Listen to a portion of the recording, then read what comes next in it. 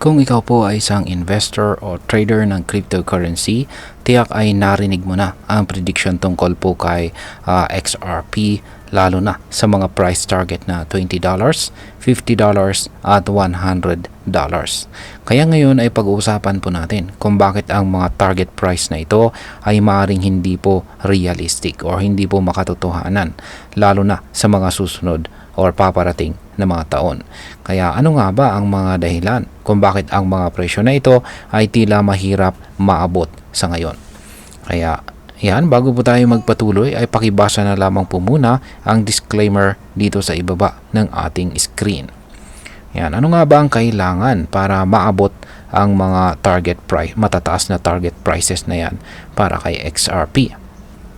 Ayan, si XRP ay meron po kasing kabuang supply na umaabot po sa 99.98 billion na tokens. At kasalukuyang nasa $1.89 ang presyo nito ngayon. Kaya't ang market cap ni XRP ngayon ay nasa $189 billion. Para maabot po ang presyo na $5 per XRP, kailangan po ng market cap na $500 billion.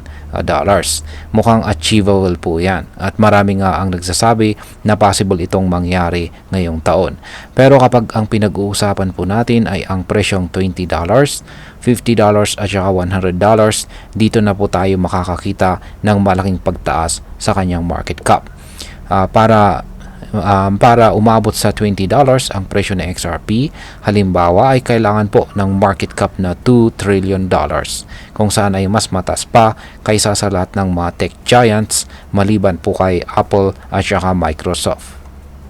Ngayon ay bakit nga ba mahirap maabot ang $50 at ang $50 at saka ang $100 na presyo para kay XRP?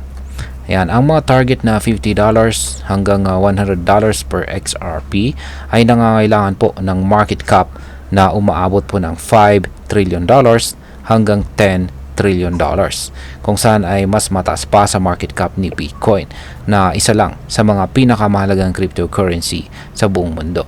Sa kasalukuyan ay hindi pa kayang maabot ni XRP ang pinakamataas nitong presyo na $3.84 na naging market cap po niya ay nasa $384 billion.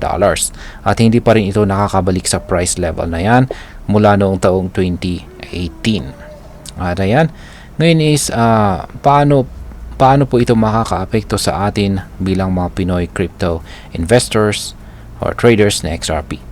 Para sa atin ay mahalaga po ang pag-unawa sa mga ganitong impormasyon.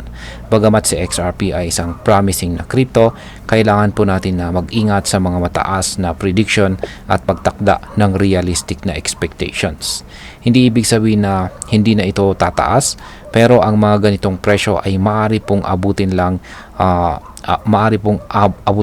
ng napakahabang panahon. Ayan, bilang panghuli ay ang masasabi ko naman po rito ay hindi naman po masama ang mangarap ng mataas. Pero kailangan nating maging practical at saka realistic sa ating mga investment decisions. Habang may posibilidad na si XRP ay tumaas sa hinaharap, ang pag-aasam po ng $50 o $100 ngayong taon ay tila hindi pa kaya ng market. Kaya maging maingat po tayo, maglaan po tayo ng oras para mas maintindihan natin ang market dynamics bago po tayo mag-invest dito kay XRP. At ayan, hanggang dito na lamang po tayo sa video na ito mga ka-crypto. Marami pong salamat sa panonood. Ingat po tayo lagi at God bless po sa ating lahat.